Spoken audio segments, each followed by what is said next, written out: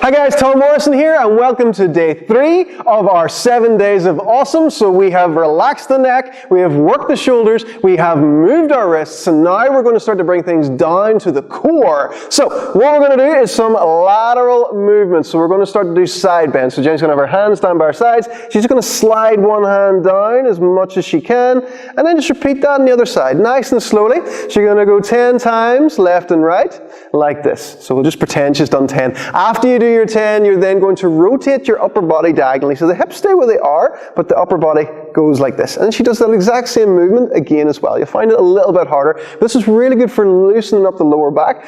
Also a great thing for loosening up the hips as well. So it's very important that you have good lateral hip movement. So this is a great way to restore that into your body.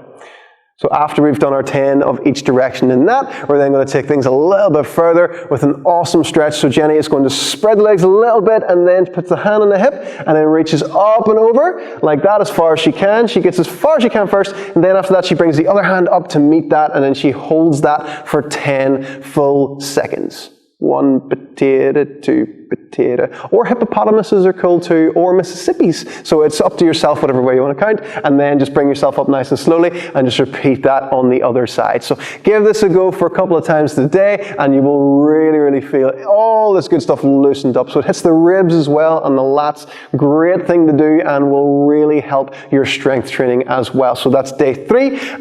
Tune in tomorrow for day 4.